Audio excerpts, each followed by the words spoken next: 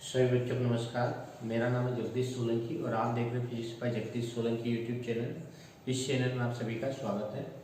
बच्चों, आज हम जो है मोमेंटम ऑफ इनर्शिया पढ़ेंगे, जिसको हिंदी बोलते हैं जड़त्व आघूर्ण। जड़त्व आघूर्ण किसे कहते हैं, इसका मात्रक देखेंगे, हम यूनिट देखेंगे और इसकी विमा देखेंगे, इसकी परिभाषा देखेंगे और वास्तव में जड़त्व आघूर्ण का क्या महत्व होता है वो आज हम पूरा इसके बारे में समझेंगे।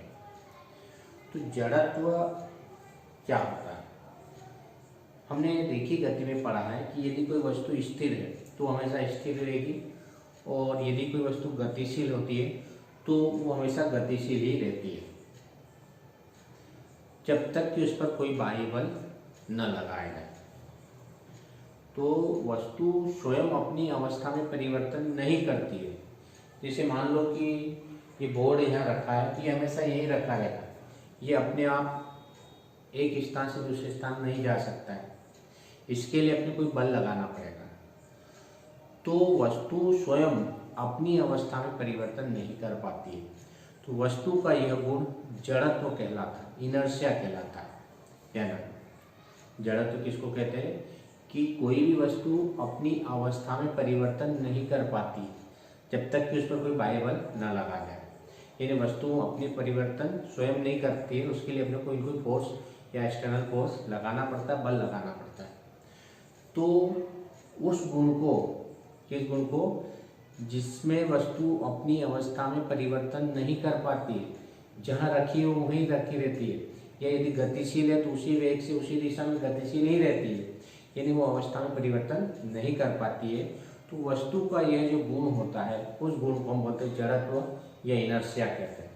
अब जड़त्व आघूर्ण किसे कहते हैं, तो जड़त्व आघूर्ण में क्या होगा कि वस्तु, यदि कोई वस्तु घूर्णन गति कर रही है, मान लो कि वस्तु क्या हो रही है, किसी अक्ष के परिधि घूम रही है, जैसे ये घूम रही है, कोई वस्तु किसी अक्ष के परिधि क्या हो रही है, घूम रही है, तो वस्तु यदि अपनी घूर्णन अवस्था में परिवर्तन का विरोध करती है, क्या होता है, यदि कोई वस्तु घूम रही है तो क्या करेगी, घूर्णन अवस्था में यदि परिवर्तन का विरोध करती है, उसको रोकने के लिए अपने को बल लगाना पड़ेगा, अपना विरोध करेगी। या स्थिर है तो उसको घुमाने के लिए बल लगाना पड़ेगा, घुमाने के लिए बल लगाना पड़ेगा और रोकने के लिए बल लगाना पड़ेगा।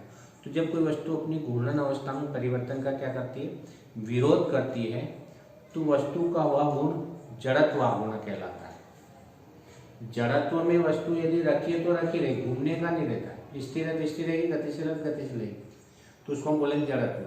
लेकिन यदि वस्तु को घूम रही है और वो घूमने का विरोध करती है, अपनी अवस्था में परिवर्तन का क्या करती है, विरोध करती है, यदि कोई घूर्णन गति कर रही है तो वस्तु घूमने की गति का या घूर्णन गति का क्या करती है, वो विरोध करती है, तो वस्तु का वह गुण उसका क्या कहलाएगा, जड़त्व आघूर्ण या मोमेंटम ऑफ इनर्शिया कहलाता है। तो ध्यान रखना, जब किसी वस्तु पर घूर्णन बल आरोपित किया जाता है तो वस्तु विराम अवस्था से घूर्णन गति करना प्रारंभ कर देती है। जब किसी वस्तु में बल लगाएंगे तो बल लगाने से क्या होगी, वो विराम अवस्था से घूर्णन अवस्था में आ जाएगी, और या पहले से यदि वस्तु घूम रही है, घूर्णन गति कर रही है, तो वस्तु विपरीत दिशा में घूर्णन बल आरोपित किया जाता है तो वस्तु रुक जाती है। ये अपने को पता है, यदि कोई वस्तु स्थिर है और उसको घुमाने के लिए अपन बल लगाएंगे तो घूमने लग जाएगी, और यदि कोई वस्तु घूम रही है तो उसको बल लगाएंगे तो उसको हम रोक सकते हैं, उसको विराम अवस्था में ला सकते हैं। तो जब वस्तु घूर्णन अक्ष के सापेक्ष अवस्था में परिवर्तन होता है तो वस्तु की इस अवस्था में परिवर्तन का विरोध होता है, और इस गुण को हम बोलते हैं जड़त्व आघूर्ण कहते हैं। समझ में आ गया होगा कि यदि कोई वस्तु स्थिर है तो उसको घुमाना है तो उसका विरोध करेगी, घूमेगी भी, बल लगाना पड़ेगा, और यदि कोई वस्तु घूम रही है तो उसको यदि रोकना है तो उसके लिए अपने को फोर्स लगाना पड़ेगा, बल लगाना पड़ेगा। तो दोनों स्थितियों में वस्तु क्या करती है, अपनी घूर्णन गति का क्या करती है, विरोध करती है, घूमने का विरोध करती है, और इस विरोध के गुण को ही हम जड़त्व आघूर्ण कहते हैं। तो जड़त्व आघूर्ण जब भी आए तो घूर्णन गति में विरोध का गुण, यदि वस्तु घूमती है तो घूमने का विरोध का गुण उसका क्या कहलाता है, उसका जड़त्व आघूर्ण कहलाता है। अब इसके लिए हम सूत्र की स्थापना करेंगे कि जड़त्व आघूर्ण वास्तव में होता क्या है। तो जड़त्व आघूर्ण का जो सूत्र होता है उसको हम I से प्रदर्शित करते हैं। जड़त्व आघूर्ण को, किसी पिंड का द्रव्यमान m क्या है, किसी पिंड का द्रव्यमान है, कोई बॉडी है हमारे पास, उस बॉडी का मास है, और उस पिंड की घूर्णन अक्ष से लंबवत दूरी, मान लो ये कोई पिंड है हमारे पास, इसका द्रव्यमान कैपिटल एम मान लिया हमने, और इसकी घूर्णन अक्ष है, इसके चारों तरफ घूम रहा, मान लो हमने मान लिया कि ये घूर्णन अक्ष है, ये सब घूम रहा है। तो इस पिंड का द्रव्यमान लेना है और जहां पर हमने बल लगाया घूर्णन अक्ष से जो लंबवत दूरी ले रखी उसका स्क्वायर का गुणनफल जड़त्व आघूर्ण कहलाता है। जड़त्व आघूर्ण किसको कहेंगे? यदि अपन गणितीय परिभाषा देते हैं तो किसी पिंड का द्रव्यमान m मतलब मास और उस पिंड की घूर्णन अक्ष से लंबवत दूरी के वर्ग के गुणनफल के बराबर होता है। क्या लिखें परिभाषा? किसी पिंड का द्रव्यमान और उस पिंड की घूर्णन अक्ष से लंबवत दूरी के वर्ग के गुणनफल को उस पिंड का जड़त्व आघूर्ण कहते हैं। ये इसका मैथमेटिकल परिभाषा होती है, गणितीय परिभाषा में मालूम होना चाहिए। तो फार्मूले से उसकी गणितीय परिभाषा लिखेंगे क्या? किसी पिंड का द्रव्यमान m और उस पिंड की घूर्णन अक्ष से लंबवत दूरी का वर्ग के गुणनफल को, इसका दोनों का प्रोडक्ट है, मल्टीप्लाई है, प्रोडक्ट है, गुणनफल को उस पिंड का हम जड़त्व आघूर्ण या मोमेंटम ऑफ इनर्शिया कहते हैं। परिभाषा में यहाँ रहेगी कि किसी पिंड के द्रव्यमान और उस पिंड की घूर्णन अक्ष से लंबवत दूरी के वर्ग के गुणनफल को उस पिंड का जड़त्व आघूर्ण कहते हैं। अब इसका मात्रक यदि अपन लिखें यहाँ से तो इसका मात्रक क्या रहेगा? पहले अपन मात्रक भी देख लेते हैं, मात्रक क्या होता है। तो द्रव्यमान का मात्रक हमने पढ़ा था, किलोग्राम होता है, किलोग्राम, और ये दूरी का मात्रक मीटर, तो किलोग्राम मीटर का स्क्वायर, ये इसका मात्रक हो जाएगा। तो जड़त्व आघूर्ण के यदि मात्रक पूछा जाता है तो किलोग्राम मीटर का स्क्वायर होगा। और यदि इसकी डायमेंशन पूछी जाती है, विमा पूछी जाती है, तो विमा कैसे निकालेंगे? द्रव्यमान विमा, इसकी डायमेंशन में यहाँ लिख देता हूँ। द्रव्यमान विमा m होती है और दूरी की विमा l होती है और इसका स्क्वायर लगा दो। तो जब भी जड़त्व आघूर्ण की विमा आएगी तो m l का स्क्वायर लिखना है अपने को। तो परिभाषा, मात्रक और इसकी विमा, दोनों परिभाषा मालूम होना चाहिए। थ्योरेटिकल परिभाषा, जब कोई पिंड घूर्णन गति करता है तो उसकी घूर्णन गति के विरोध का गुण उसका जड़त्व आघूर्ण कहलाता है। मैथमेटिकल परिभाषा, गणितीय परिभाषा, किसी पिंड के द्रव्यमान और उस पिंड की घूर्णन अक्ष से लंबवत दूरी के वर्ग के गुणनफल को उस पिंड का जड़त्व आघूर्ण कहते हैं। मात्रक द्रव्यमान का किलोग्राम और लंबाई का मीटर का वर्ग। विमा द्रव्यमान की m और लंबाई की l, तो ml का वर्ग। तो इस तरह से इसका मात्रक और विमा हम निकाल लेंगे। यदि मान लो पूछा जाता है कि किसी पिंड के जड़त्व आघूर्ण का व्यंजक ज्ञात कीजिए, फार्मूला निकालिए, डेराइव कीजिए, तो हम क्या करेंगे कि एक पिंड ले लेंगे, ये हमारे पास कोई बॉडी है, ये पिंड मान लो किसी अक्ष के परिधि क्या कर रहा है? घूर्णन गति कर रहा। हमने मान लिया कि ये कोई पिंड है ना, ये जो पिंड है ये किसी अक्ष के परिधि क्या कर रहा है? घूम रहा है। जैसे उदाहरण के लिए मान ले कोई सा एक पिंड ले लिया हमने, है ना, मान लीजिए हमने डिस्क ले ली या रिंग ले ली या इस प्रकार से कोई स्फीयर ले लिया, गोला ले लिया। ये अलग अलग पिंड के जड़त्व आघूर्ण यहाँ पर लिख रखे हैं। ये मैथमेटिकल फार्मूले के आधार पर ऐसा हम इसको ज्ञात करते हैं। तो अभी हम जो है, ये कोई पिंड है, इस पिंड का जड़त्व आघूर्ण अपने को निकालना। तो क्या करेंगे हम? जड़त्व आघूर्ण कैसे निकालेंगे? तो हम मान लेंगे कि जो पिंड होता है, बॉडी होती है, वो पिंड बहुत छोटे छोटे असंख्य कणों से मिलकर बना होता है। इनफाइनाइट पार्टिकल्स उसमें हम मान सकते हैं, बहुत सारे कण होते हैं। ये अपन उसको मान के चल रहे हैं। क्या करना है? माना कि जो पिंड है वो अनेक असंख्य कणों से मिलकर बना है और इन कणों के द्रव्यमान मास m1 है, m2 है, m3 है, m4 है। इस तरह से हमारे पास और बहुत सारे कण हैं जिसपे द्रव्यमान m1, m2, m3 mn है, n पार्टिकल्स मान लीजिए। और इन कणों की घूर्णन अक्ष से लंबवत दूरी, ये मान लो घूर्णन अक्ष है, इससे लंबवत दूरी r1 है, इससे r2 है, इसके r3 है, इसके r4 है और ऐसा भी ले सकते हो r5 रेडियस। क्या करना? एक पिंड लेना जिसका द्रव्यमान हमने कैपिटल M मान लिया है और उस पिंड को अनेक असंख्य कणों से मिलकर बना हुआ मान लिया हमने। और उन कणों के द्रव्यमान m1 मान लिया, m2 मान लिया, m3 मान लिया, डैश डैश डैश, और उन कणों की घूर्णन अक्ष से लंबवत दूरियां r1 मान ली, r1 मान ली, r2 मान ली, r3 मान ली, r4 मान ली। तो इस प्रकार से इसमें अपने को सबने मान लिया। अब क्या करना है, अब एक कण को हम ले लेंगे, एक कण को पकड़ लेंगे, उस कण का जड़त्व आघूर्ण निकालेंगे पहले, फिर दूसरे कण का निकालेंगे, फिर तीसरे कण का निकालेंगे। इस प्रकार से एक एक कणों का हम जड़त्व आघूर्ण निकालेंगे।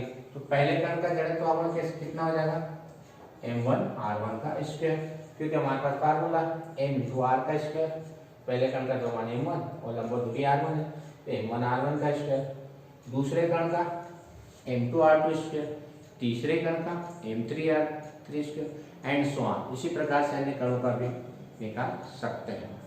अब क्या करना है, अब अपने को तो पूरे बॉडी का निकाला, पूरे पिंड का निकाला, तो क्या करेंगे कि ये जो छोटे छोटे कण हमने माने हैं, इन कण को मिलाकर क्या बन जाता, पूरा पिंड बन जाता, पूरी बॉडी बनती है।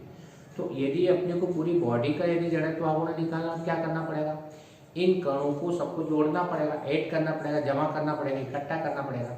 तो क्या करेंगे हम, छोटे छोटे कण जो भी माने हैं उन सबके जड़त्व आघूर्णों को क्या कर देंगे, हम जोड़ देंगे, सम कर देंगे, उनका सिग्मा ले लेंगे, टोटल ले। तो यदि पूरे पिंड का जड़त्व आघूर्ण को अपन आई मानते हैं, तो क्या करना पड़ेगा, पहले कण का प्लस दूसरे कण का प्लस तीसरे कण का डैश डैश डैश एन कण का जड़त्व आघूर्ण का योग करना पड़ेगा। ऐसा क्यों किया हमने, क्योंकि पिंड इन सब छोटे छोटे कणों से मिलकर बनता है, इन कणों के योग से पूरा पिंड बनता है। इसलिए इन छोटे छोटे कणों के योग को हम क्या करेंगे, जड़त्व आघूर्ण निकालेंगे एक एक कण का और सबको जोड़ देंगे, तो हमारे पास पूरे पिंड का जड़त्व आघूर्ण ज्ञात हो जाएगा। तो ये जो इतना बड़ा न लिखते, क्या एक सिग्मा लगाया जाता है, साइन ये सिग्मा कहलाता है, सिग्मा ये योग को प्रदर्शित करता है, टोटल जोड़ने को है। सिग्मा एक साइन होता है जो योग, योग मतलब टोटल, जब भी अपन फिजिक्स में सिग्मा लगाते इसका मतलब सबका योग है, किसका, m और r स्क्वायर का योग, इनका योग को प्रदर्शित सिग्मा के द्वारा हम प्रदर्शित करते हैं। तो इस प्रकार से ये हमारे पास जड़त्व आघूर्ण का सूत्र हो जाएगा, I बराबर सिग्मा mr का स्क्वायर। अब एक इसमें बल आघूर्ण जड़त्व आघूर्ण में अंतर अपने को मालूम होना चाहिए, क्योंकि दोनों चीजें हमने पढ़ रखी।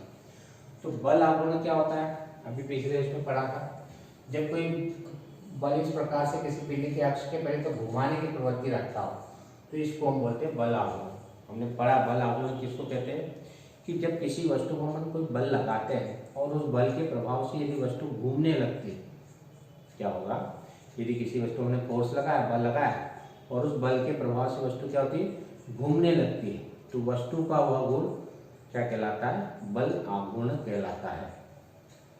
समझ आ गया, बल आघूर्ण किसको कहेंगे, जड़त्व आघूर्ण किसको कहेंगे, यदि कोई वस्तु घूर्णन गति कर रही है, मान कोई वस्तु घूम रही है, तो घूर्णन गति किसी अक्ष के परिधि यदि घूर्णन गति कर रही है, तो उसमें घूर्णन गति का जो विरोध का जो गुण होता है, उस विरोध के गुण को ही हम जड़त्व आघूर्ण कहते हैं। ध्यान रखना, जड़त्व आघूर्ण किसको कहेंगे, कि घूर्णन गति के विरोध का गुण, यदि कोई वस्तु घूम रही है तो उसमें घूर्णन गति का जो विरोध का जो गुण होता है, उस गुण को हम जड़त्व आघूर्ण कहते हैं। दूसरा हमने लिखा किसको, पर टाउ से प्रदर्शित करते हैं, टाउ, ये ग्रीक शब्द है टाउ, और इसको हम आई से प्रदर्शित करते हैं, इनर्शिया को हम आई से प्रदर्शित करते हैं। फिर तीसरा लिखा इसका मात्रक न्यूटन मीटर होता है, क्योंकि बल आघूर्ण का सूत्र क्या होता है, बल आघूर्ण बराबर टाउ बराबर F इंटू R, ठीक है। F मतलब बल का न्यूटन, बल का न्यूटन और दूरी का मीटर, तो न्यूटन इंटू मीटर। और इसका मात्रक क्या होता है, किलोग्राम और मीटर का स्क्वायर। इसका सूत्र होता है I बराबर mr का स्क्वायर, या सिग्मा mr लिख लो या कैपिटल mr लिख लो, सब कणों को जोड़ देंगे स्मॉल m को, तो पूरा कैपिटल M आ जाएगा, तो mr स्क्वायर भी हम लिख सकते हैं। तो द्रव्यमान का किलोग्राम और लंबाई का मीटर का स्क्वायर, तो इसका मात्रक क्या है, किलोग्राम मीटर का स्क्वायर, ये मीटर स्क्वायर होता है, मीटर स्क्वायर। तो ये हमारे पास में इस तरह से हम जड़त्व आघूर्ण और बल आघूर्ण के बीच हम अंतर स्पष्ट कर सकते हैं। बल आघूर्ण मतलब बल के द्वारा किसी वस्तु को घुमाना, बल आघूर्ण, और यदि कोई वस्तु घूम रही है तो उसकी घूर्णन गति का विरोध करने का गुण उसका जड़त्वागुण कहलाता है। वो विरोध का गुण है और ये अपन जो फोर्स लगाते हैं, फोर्स बल लगाते हैं, उसके कारण से घूमने का गुण। अब यहाँ पर कुछ पिंड दे रखे हैं, उन पिंडों के जड़त्वागुण यहाँ पर सूत्र के माध्यम से हमने समझा रखे हैं। यदि मान लो इस तरह से डिस्क होगी तो उसका जड़त्वागुण 1/2 mr² होगी, रिंग होगी तो mr² होता है। यदि इस प्रकार स्फीयर होता है तो उसका जड़त्वागुण 2/5 mr² होता है। अक्ष के परितः निकालना हो तो 2/3 mr²। इस प्रकार से यदि कोई छड़ होती है तो I = 1/12 ml²। यदि उसकी व्यास के परितः साइड से निकालना होता है 1/3 ml का स्क्वायर। तो इस तरह से ये अलग अलग पिंडों के जड़त्वागुण होते हैं जो अपने को मालूम होना चाहिए। तो इस प्रकार से हमारे पास दोनों के बीच में संबंध भी मालूम होना चाहिए और अंतर भी अपने को मालूम होना चाहिए। यदि वीडियो आपको अच्छा लगता है तो आप इस चैनल को सब्सक्राइब करें, अपने दोस्तों के साथ वीडियो को शेयर करें और बेल आइकन के बटन को प्रेस करें ताकि आने वाली वीडियो की नोटिफिकेशन आप तक पहुंच जाए। धन्यवाद। जय हिंद, जय भारत, वंदे मातरम।